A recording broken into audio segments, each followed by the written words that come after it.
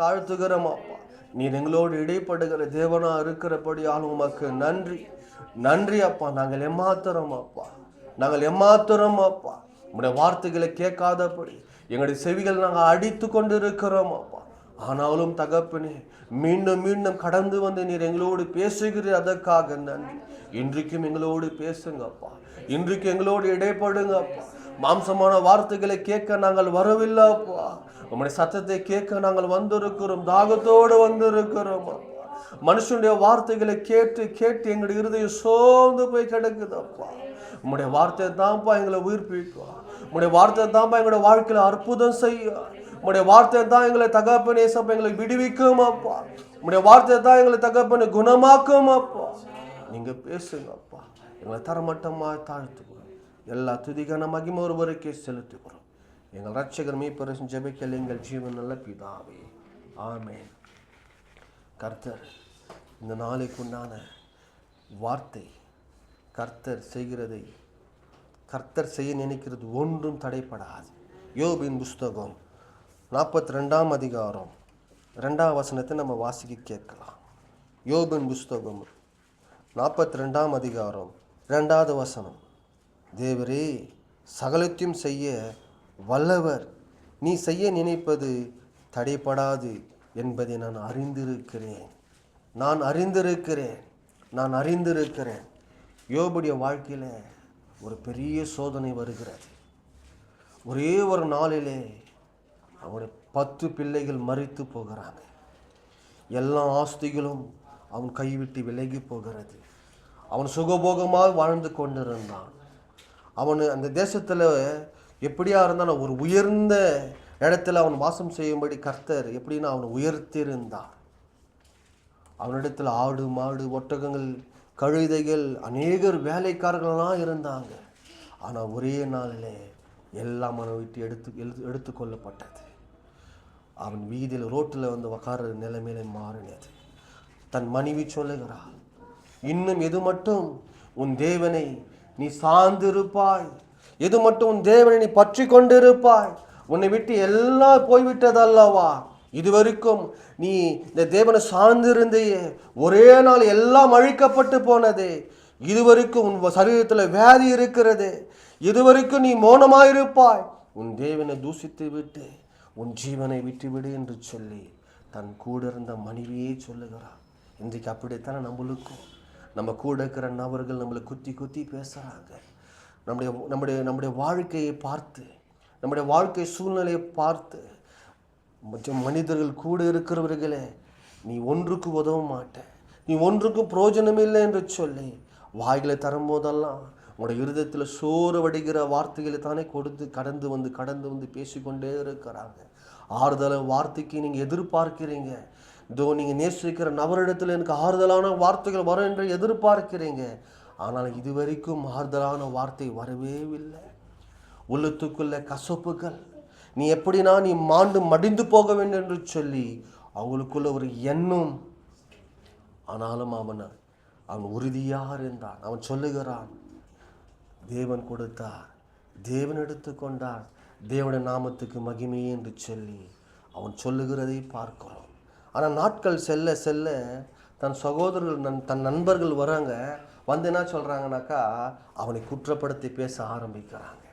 நீ ஏதோ பாவம் பண்ணி இருக்கிறாய், அதனால தான் இத்தனை தீமை உனக்கு வந்து இருக்கிறது, உன்னை விட்டு எல்லா ஆஸ்திகளும் உன்னை விட்டு கடந்து போய்விட்டது, ஆடு மாடுகளெல்லாம் அழிக்கப்பட்டு போனது, உன் பிள்ளைகளை கூட உன்னை விட்டு போயிட்டாங்க என்று சொல்லி அவன் இடத்த குத்தி குத்தி பேசிக்கொண்டே இருக்கிறாங்க. அவன் பாவம் செய்யாத மனுஷன் இந்த வார்த்தைகளை கேட்க கேட்க கேட்க கேட்க அவனுக்குள்ள பாவம் கடந்து வந்தது. கர்த்தரை விட்டு விலகி போகிற அளவுக்கு, கர்த்தர் எனக்கு தீங்கு செய்து விட்டார் என்று சொல்லி நினைக்கிற அளவுக்கு கூட இருக்கிற நபர்கள் என்ன பண்ணாங்கனாக்கா அவனை அப்படியே அமுத்துறாங்க. இன்றைக்கு அப்படித்தான் நம்மளை அமுத்தி கொண்டு இருக்கிறாங்க. உன்னால் இதை செய்ய முடியாது, உன்னால் நீ நிற்க முடியாது என்று சொல்லி நீ கர்த்தருக்கு என்று எழும்பும் போது மனிதர்கள் உன்னை அமுத்த என்ன பண்ற எழும்பி நின்று நீ செய்ய முடியாதுன்னு சொல்லி மடங்கடிக்க பார்க்குறாங்க. ஆனால் கர்த்தர் நினைப்பது உன் வாழ்க்கையில் தடைப்படாது. அவர் சொன்னா ஆகும், அவர் கட்டளையிட்டான் இருக்கும். யோபு சோர்ந்து போயிட்டான். ஆனா கர்த்தர் பாருங்க, இந்த வசனம் அழகா சொல்லுகிறது. இந்த 40ஆம் அதிகாரத்துல 2ஆம் வசனத்தை பாருங்க. யோபு சொல்றாரு, என்ன சொல்றாரு பாருங்க.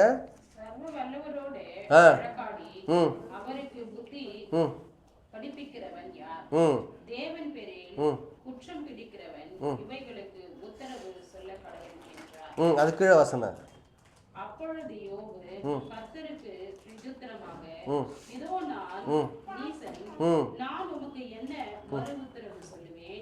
என் கையினால் என் வாயை பொத்திக் கொள்ளுவேன். இனி நான் பேச மாட்டான்ப்பா. நீ செய்ய நினைக்கிறது அதான். அப்பதான் சொல்றாரு 42ல சொல்றாரு, தேவரே சகலத்தையும் செய்ய நீ வல்லவரா இருக்கிறீங்கப்பா, நான் மறந்து போயிட்டான்ப்பா. இந்த கூட இருக்கிற நண்பர்கள் எனக்கு என்ன பண்ணாங்கனாக்கா, கெடுதல் நினைக்கும்படி, என்னை பள்ளத்தில் தள்ளும்படி என்னை பார்த்தாங்கப்பா. இன்னைக்கு அப்படியே தான் உங்களோட நண்பரும் சரி, உலகத்தின் உறவினரும் சரி, நீங்கள் எப்போனா நாசமாயின்னு சொல்லிட்டு எதிர்பார்க்க. மேலோட்டமாக நல்லா பேசுவாங்க, எப்படி சிரிச்சு பேசுவாங்க. நண்பரும் அவ்வளோதான், இது ஒன்றாவதுரா நீ பார்த்துக்க அப்படின்னு சொல்லி என்ன கூட அப்படி தான் நண்பர்களே என்ன தெரியுமா நாங்கள் கற்றுக் கொடுக்குவாங்க. இது எதோ அது குடிச்சு பாரு. இப்படியே நம்மளுடைய பாவத்தில் கொண்டு வரும்படி நம்மளை கூட இருக்கிற நண்பர்களே கொண்டு என்ன பண்ணுவானாக்கா, நம்ம கீழே தள்ள பார்ப்போம். கர்த்தரை விட்டு விலக அவன் புரிந்து கொண்டான். ஆமாப்பா நான் நீசம்ப்பா, நான் என் வாயை என்ன பண்ணேன், என் கரத்தினால் நான் பொத்தி கொள்ளுகிறேன், நான் பேச மாட்டேன்ப்பா, நான் பேச மாட்டேன் சொல்லிட்டு தான் 42 சொல்கிறார். தேவரே சகலத்தையும் செய்ய நீ வல்லவராயிருக்கிறேன், நீ செய்ய நினைப்பது ஒன்றும் தடைப்படாதப்பா, நான் இன்னைக்கு நான் அறிந்து கொள்ளுகிறேன். இந்த மனிதனை நான் நம்பலப்பா, இவனை என்னை ஆறுதல் படுத்த வருவான்னு நினைச்சேன், ஆறுதலான வார்த்தைகளை பேசுவான்னு நினைச்சேன். ஆனாலும் என்னை பாவத்தில் கொண்டு போகத்தான் இவன் நினைத்து இருக்கிறாங்கப்பா. என்னை கை தூக்கி எடுக்க அவங்க வரவே வரல, நான் உங்களை மறந்து போயிட்டு என்னை மன்னிச்சிடுங்கப்பா, நான் ஒப்பு கொடுக்கிறேன் என்று சொல்லுகிறார். நீ செய்ய நினைத்த காரியம் வாழ்க்கையில் தடைப்படாது என்று சொல்லும்போது அவன் கட்டுகள் அறுக்கப்படுகிறது.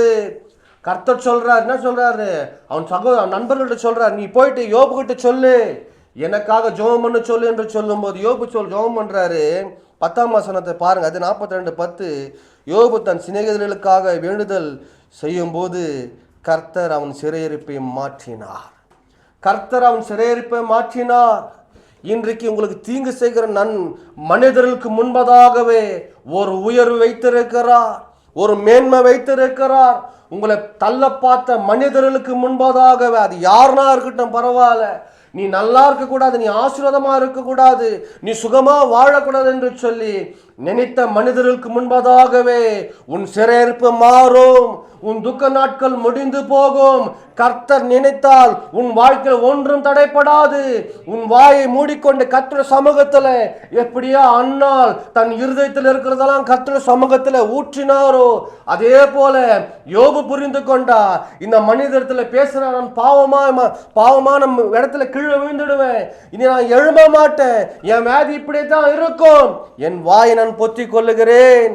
அவங்க என்னன்னா பேசட்டும், என்னை குறித்து குற்றமா பேசட்டும், என்னை தள்ளட்டும் பரவாயில்ல, என் தேவன் சகலத்தையும் செய்ய வல்ல ஒருவராக இருக்கிறார். அவர் நினைத்த காரியம் என் வாழ்க்கையில் ஒன்றும் தடைப்படாது. இது போனா போகட்டும், இது என்னை விட்டு எல்லாம் அழிந்து போனாலும் பரவாயில்ல, எனக்கு திருப்பி தருகிற தேவன் என்னோடு இருக்கிறார் என்று சொல்லி அவன் அறிந்து கொண்டு ஜெபம் பண்ணுகிறான். கர்த்தருடைய வார்த்தை கீழ்பட்டு அவன் ஜெபம் பண்ணுகும் போது அவன் சிறையிருப்பு மாறினது, அவன் துக்கம் அவனை விட்டு நீங்கி போனது.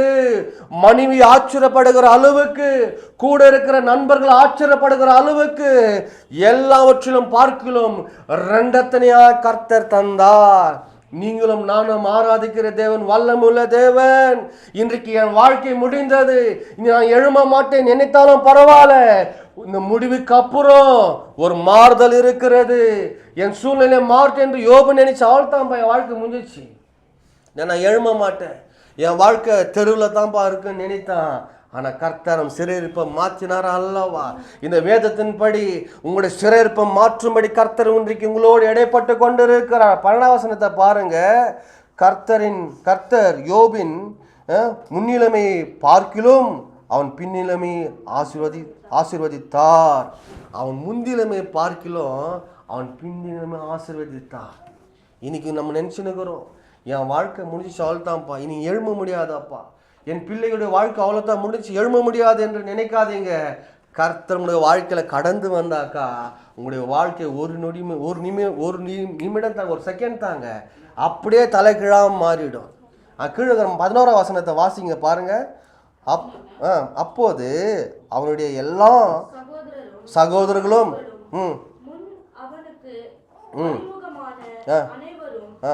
அவனிடத்தில் வந்து அவன் வீட்டிலே அவனோடு போஜனம் பண்ணி கர்த்தர் அவன் மேல் வரப்பண்ணின சகல தீங்கின் நிமித்தம் அவனுக்காக அங்கலாய்த்து அவனுக்கு ஆறுதல் சொல்லி அவரவர் ஒவ்வொரு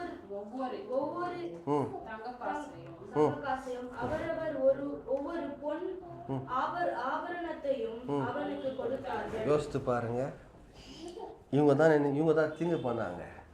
அவங்களை கொண்டே உங்களுக்கு உயிர் வந்துடும், அவங்களை கொண்டே உங்களுக்கு மேன்மை வந்துடும்.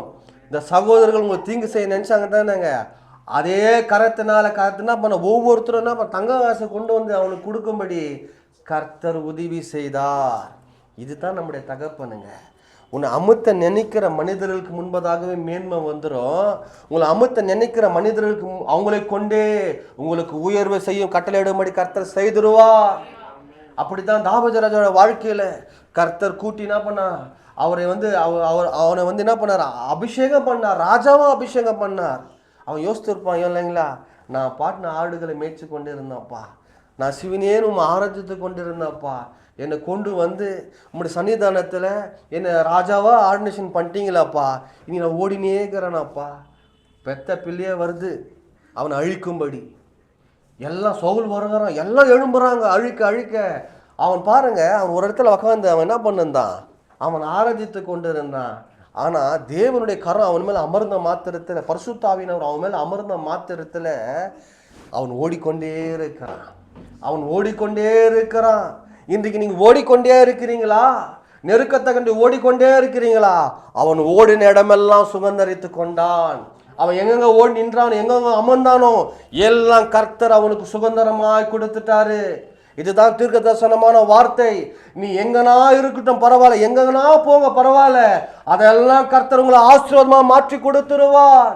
என் அவர்களாம் எழும்பி வரட்டும். அவன் ஓடிக்கொண்டே, ஆமாங்களா இல்லைங்களா, அவன் எந்தெந்த பட்டணத்துக்கு ஓடினா அதையெல்லாம் அவன் பெற்றுக்கொண்டான், அவன் ஜெயித்து கொண்டான். எனக்கா அவன் இருதயத்துக்கு, கர்த்தருடைய இருதயத்துக்கு ஏற்றவனாய் அவன் வாழ்ந்தபடியால், கர்த்தரை நம்பி வாழ்ந்தபடியால் எத்தனை உபத்திரம் வந்திருக்கும், எத்தனை நெருக்கம் வந்திருக்கும், ஆனாலும் அவன் கர்த்தரே சார்ந்து வாழ்ந்து கொண்டிருந்தான்.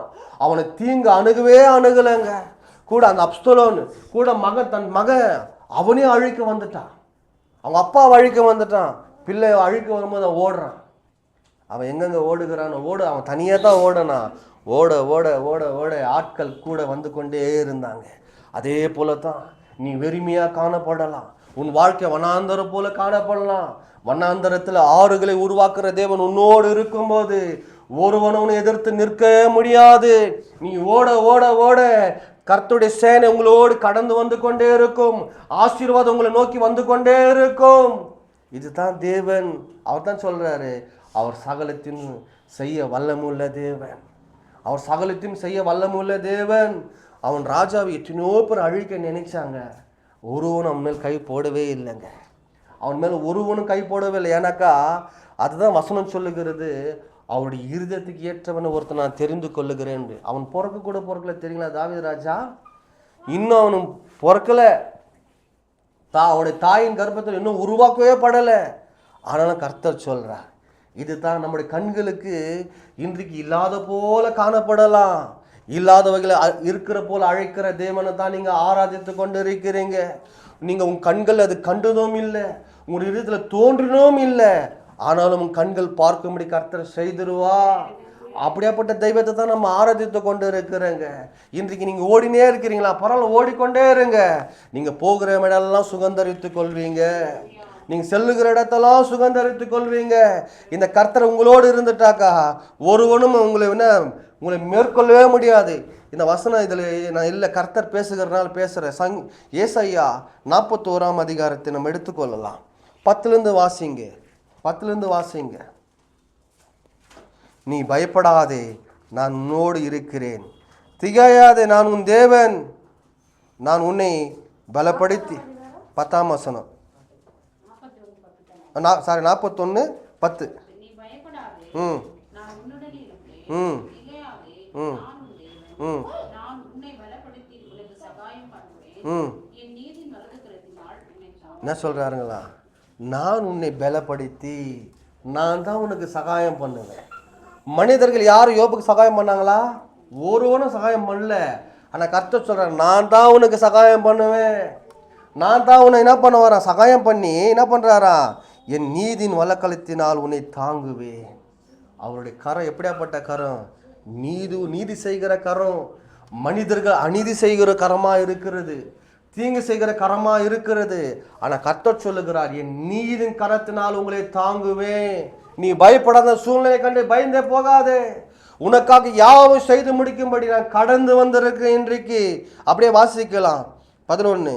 இதோ உன்மேல் ம் எரிச்சலாய் இருக்கிற யாவரும் ம் வெட்கி இளைச்சை அடைவார்கள். என்ன சொல்லுங்க? உன்மேல் எரிச்சலா இருக்கிற யாவரும் வெட்கி இலச்சல் அடிவார்களாம். ஏன்னா வெக்கப்பட்டு போவாங்க.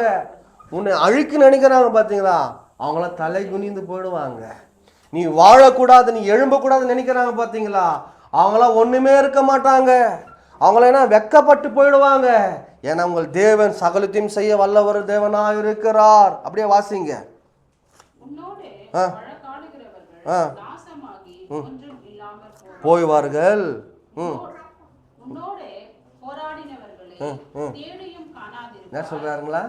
உன்னோடு போராடினவர்களை நீங்க தேடினா காண மாட்டீங்க. இந்த பிரச்சனை வந்து இது பார்த்தீங்களா?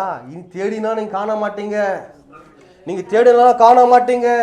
இந்த பிரச்சனை கண்டு நீங்க சோர்ந்து போகாதீங்க. அதான் சொல்றாரு, நீங்க தேடினாலும் காண மாட்டீங்கப்பா. உன்னோடு யுத்தம் பண்ணின மனுஷன் ஒன்றும் இல்லாமல் இன்பொருள் ஆவார்கள். ஒன்றுமில்லாத எப்படி ஒன்றுமில்லாத போயிடுவாங்களாம். உங்களோட வழக்கானவர்கள் என்ன பண்றாங்களாம்?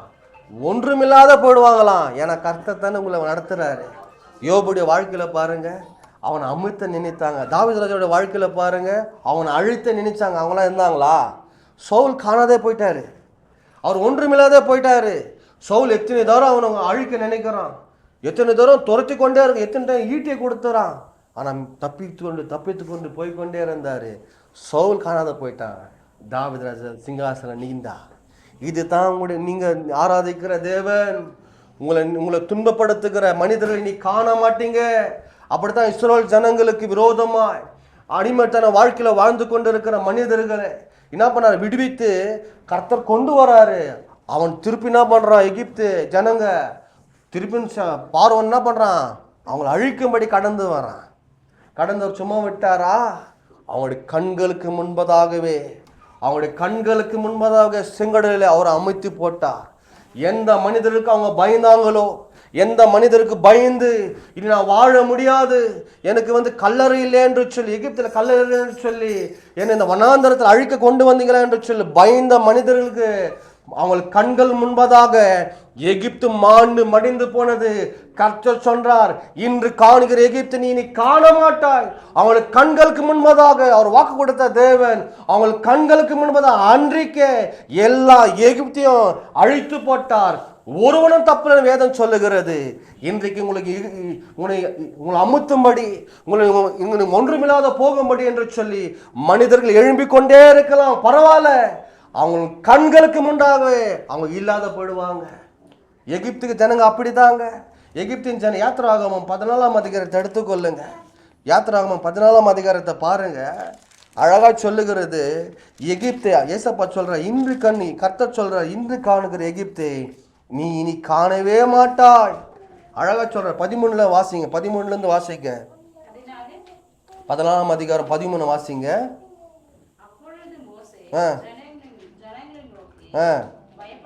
பயப்படாதீர்கள், நீங்கள் நின்று கொண்டு இன்றைக்கு கர்த்தர் உங்களுக்கு செய்யும் ரட்சிப்பை பாருங்கள். என்ன சொன்னாருங்க? இன்று காணுகிற எகிப்தை நீ என்றைக்கும் காண மாட்டீங்க. நீங்க சும்மா இருங்க. யோபு அப்படித்தான் சும்மா இருந்தாருங்க. என் வாயை நான் பொத்திக் கொள்கிறேன்ப்பா, நான் நீ பேச மாட்டேன்ப்பா, ஆனா நான் ஒன்னு அறிந்து இருக்கிறேன்ப்பா, நீ செய்ய நினைக்கிறது என் வாழ்க்கையில ஒன்னும் தடைப்படாதாப்பா, நான் அறிந்து இருக்கிறேன் என்று சொல்லி அவன் தீர்மானம் பண்ணும்போது அதே போல அவன் வாழ்க்கையில அற்புதம் செய்தார். இங்க இஸ்ரவேல் ஜனங்களை பார்த்து சொல்றார், நீ இன்று காணுகிற எகிப்தை நீ காணே மாட்டேன் என்று சொல்லி சொன்னது போல இந்த 28 வாசிங்க, அதே அதிகாரம் 28 வாசிங்க. லாஸ்ட்ல பாருங்க, லாஸ்ட் பகுதியை பாருங்க, அவர்கள் ஒருவனும் தப்பவில்லை. இந்த 28 லாஸ்ட் பகுதியில் பாருங்க, அவர்கள் ஒருவரும் தப்பவில்லையா, எல்லாம் கடல்ல மாண்டு மடிந்து போயிட்டாங்க. யார் கண்களுக்கு முன்பதாக?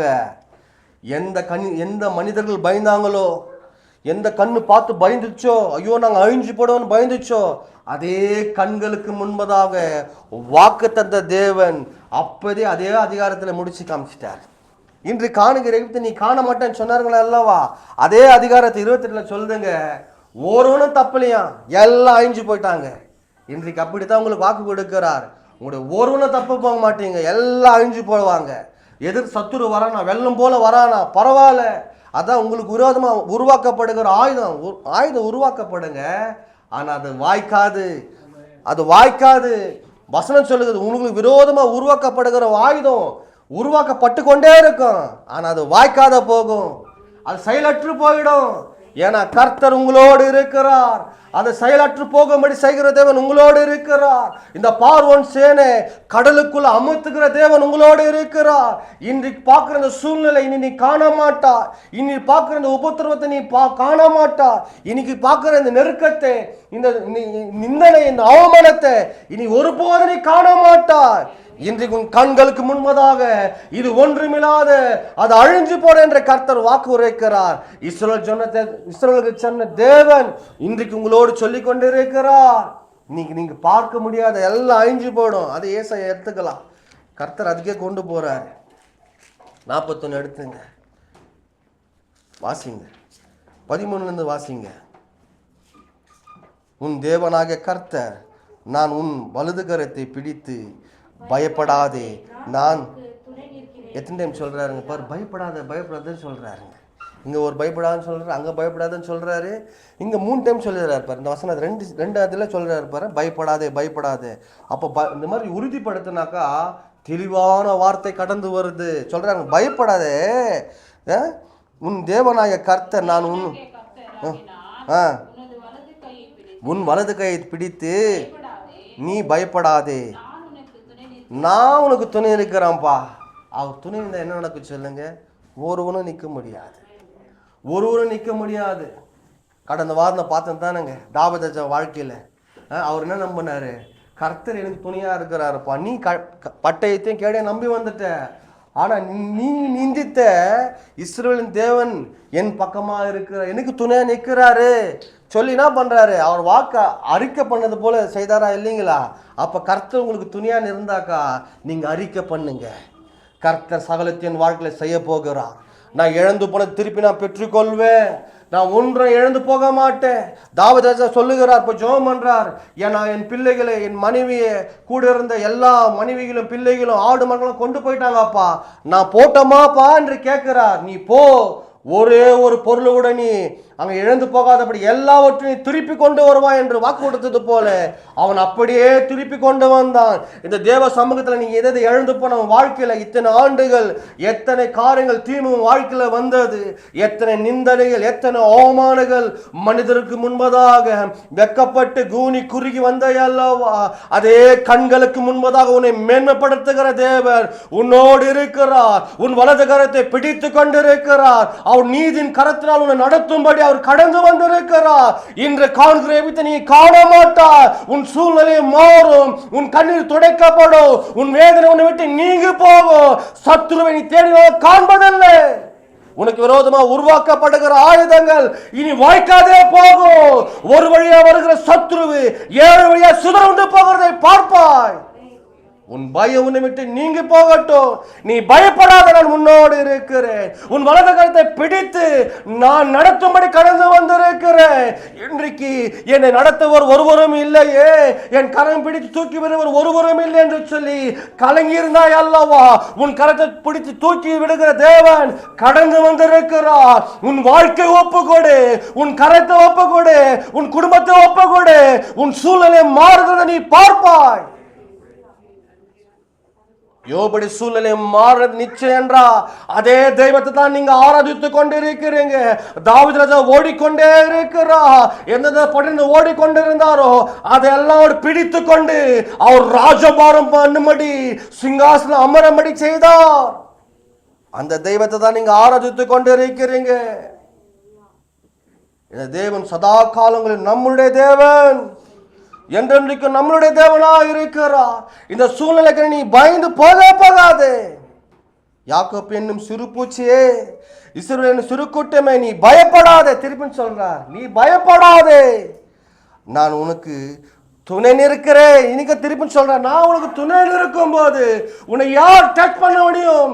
என் கரத்திலிருந்து உன்னை ஒருவனை பறித்துக் கொள்ள முடியாது. சத்துரு எத்தனையோ தரம் திட்டம் போட்டான், என் கரத்திலிருந்து பறித்து கொள்ள முடியும் திட்டம் போட்டான்.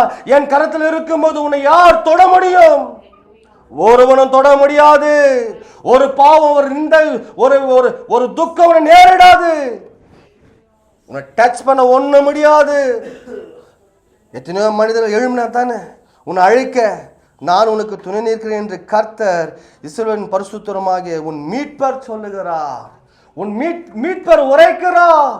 உன்னை மீட்டெடுத்த தேவன் இன்றைக்கு உன் பாவத்திலிருந்து, உன் சாபத்திலிருந்து, உன் வாழ்க்கை சின்ன பின்னமாக என்று சத்துரு நினைத்தால் அதிலிருந்து மீட்டெடுத்த தேவன் சொல்லுகிறார், நான் உன் மீட்பரை உரைக்கிறேன் என்று சொல்லி நீ பயப்படாதே, சோர்ந்து போகாதே. சூழ்நிலை கண்டு நீ சோர்ந்து போகாதே. உனக்கு ஒரு வாசல் உண்டு, உனக்கு ஒரு எதிர்காலம் உண்டு. உனக்காக நான் திறந்த வாசலை வைத்திருக்கிறேன். நான் வைத்திருக்கிறேன். அது வழியா நீ உட்பிரவேசிக்கும் போது அது மேன்மை இருக்கும். அநேக கண்கள் ஆச்சரியப்படுகிற அளவுக்கு உன் வாழ்க்கை மாறும், உன் தரம் மாறும். இன்றைக்கு மனிதருக்கு முன்பதாக நீ தள்ளப்பட்ட கல்லா இருக்கலாம், ஆனா கர்த்தருடைய பார்வைக்கு நீ தலைக்கு மூளைக்கல்லா இருக்கிறாய். நீ விசேஷமான பாத்திரம். உன்னை கனப்படுத்த விரும்புகிறார். இந்த தேவனை நம்பி இருக்கும் போது அவர் சொல்றாங்க, இதோ போரடிக்கிற 15 வாசிங்க, 41 ஏசாயா 41:15. நான் புதிதும் கூர்மையான பற்களுள்ள இயந்திரமாக்குகிறேன். நீ மலைகளை மிதித்து ஒப்பாக்கி விடுவாய். என்ன சொல்றாரு? வாக்கு கொடுக்குறாரு, உன்னை புதிதும் கூர்மையும் உள்ள பற்களுள்ள இயந்திரமாக்குவேன். நீ என்ன பண்ணுவ? மலைகளை மிதித்து என்ன பண்ற? நொறுக்கி ஒப்பாக்கி போட்டுருவா. இந்த தேவன் கூட வந்துட்டாருன்னா நடக்கும். இதுதான் நடக்குங்க. இந்த பிரச்சனை கண்டு நீங்க பயப்படவே மாட்டீங்க. அவர் சொல்றாரு, உன் மீட்பர் உரைக்கிறார். அவர் சொல்றாரு, அவர் சொல்லிட்டு நான் சொல்றாரு, இதோ போர் அடிக்கிறதுக்கு நான் உன்னை புதுசா உள்ள கூர்மையுமான பற்கள் உள்ள இயந்திரமாக்குவேன். ஒரு மிஷின்ல போட்டா சொன்னாங்க, எவ்வளோ பேர் இது திரும்ப போட்டாலும் அதை அப்படியே மாவா அரைச்சி கொட்டிடும். அதே போல தான் உங்களை கர்த்தர் சத்துரு மிதித்து போட, மலைகளை குன்றுகளை தவிடுபடி ஆக்கி போட, உங்களை மேற்கொள்ளுகிற பிரச்சனைகளை நீங்கள் மேற்கொள்ள கர்த்தர் உங்களுக்கு அதிகாரத்தை கொடுக்கிறார். எத்தனை பேர் விசுவாசிக்கிறீங்க? இந்த யோபுடைய வாழ்க்கையில் செய்த தேவன் என்னுடைய வாழ்க்கையில செய்ய சத்தியமுள்ள தேவனாக இருக்கிறார். எப்படியா இஸ்ரவேல் ஜனங்களுக்கு கண்களுக்கு முன்பதாக எனக்கு அப்பயே வாக்கு கொடுத்தார், இன்று காணுகிற எகிப்தை நீ காண மாட்டாய் என்று வாக்கு கொடுத்தார். அதே போல என் கண்களுக்கு முன்பதாக இந்த பிரச்சனை இல்லை. நான் இந்த பிரச்சனை கண்டு நான் பயந்தேன், நான் சோர்ந்து போனேன். இன்றைக்கு என் கண் முன்னாலே அந்த பிரச்சனை ஒண்ணுமில்லாத போயிடுச்சு. எதுக்குன்னு பயப்படாதீங்க, எதுக்குமே பயப்படாதீங்க. இந்த ஊழியத்தை ஆரம்பிக்கும் போது எத்தனை பிரச்சனை தெரியுங்களாங்க, எத்தனை நெருக்கம் தெரியுங்களாங்க, எத்தனை மனிதர்கள் எழுமினாங்க தெரியுங்களாங்க. பண்ணக்கூடாதபடி, ஊழியம் செய்யக்கூடாதபடி எத்தனோ நபர்கள் எழும்பி என்னை அமுத்த நினைத்தாங்க. கூட இருக்கிறவர்களே என் இருதயம் உடைக்கத்தக்கதான அளவுக்கு வார்த்தைகள் பேசி என் இருதயம் குத்தப்பட அளவுக்கு வாயிலிருந்து வார்த்தை கூட வரல, கண்ணீர் தான் வந்துச்சு. அந்த நிலைமைக்கு வந்துட்டேன். அவ்வளோ நெருக்கங்கள். வானப்பா அந்த ஊழியன்னு கூட விட்டுட்டேன். ஆனால் கர்த்தர் நினைப்பது ஒன்றும் தடைப்படாது, கர்த்தர் நினைப்பது ஒன்றும் தடைப்படாது. எத்தனை மனிதர்கள் எழும்பி நின்றா என்ன, உன் மீட்பர் உன்னோடு இருக்கும்போது உன்னை ஒருவனும் சேதப்படுத்துவதில்லை. இன்றைக்கு ஒரு சின்ன கூட்டமாக தான் நம்ம ஆராய்ச்சி கொண்டு இருக்கிறோம்.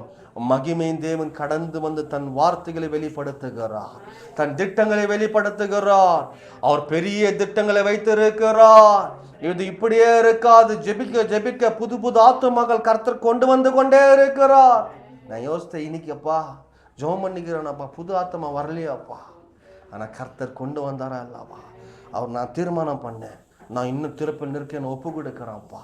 இன்னும் எனக்கு ஆத்மா வேணும் என்று சொல்லி நான் அர்ப்பணித்திருக்கிறேன்.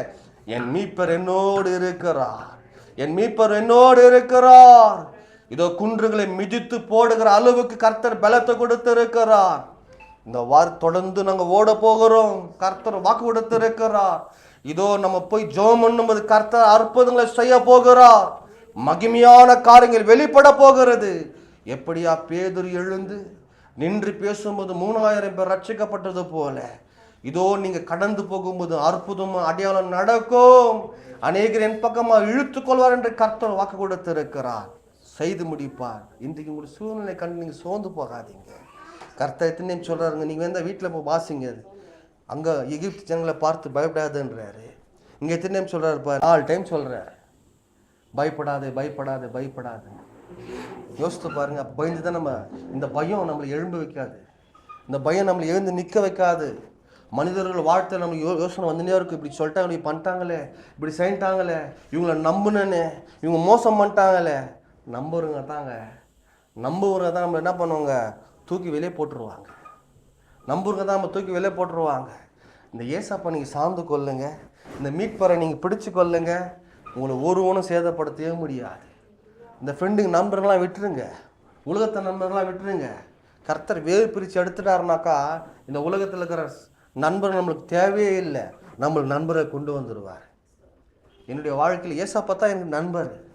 இந்த பெங்களூர் பட்டணத்தில் ஏறக்குறை 17 வருஷம் ஆயிடுச்சு. 16 வருஷமாக ஒரு நண்பரும் இல்லை.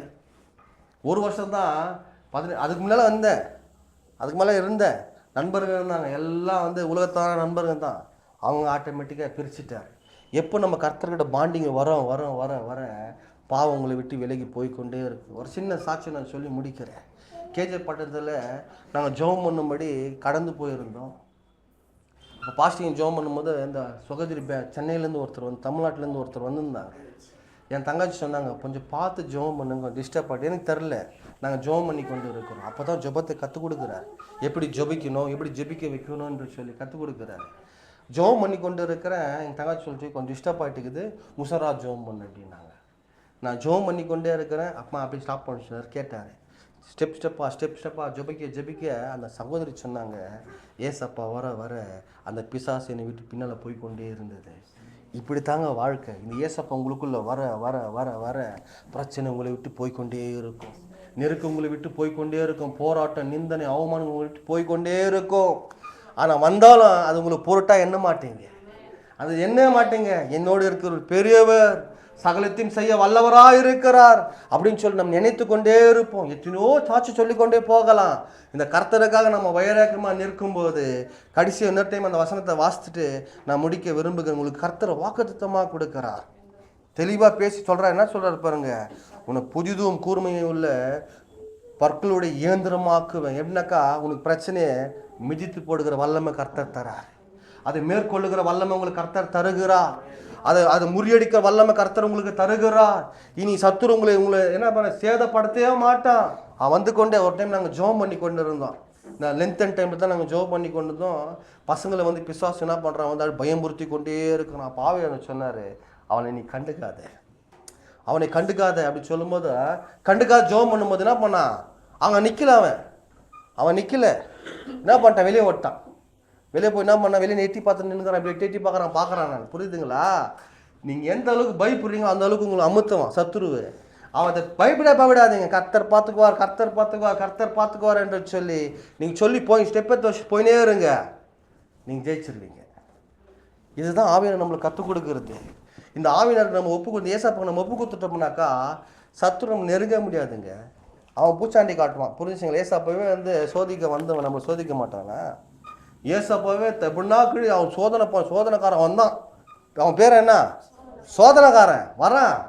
ஆனால் கர்த்தருடைய வார்த்தை கொண்டே தேவன் ஜெயிச்சிட்டார்.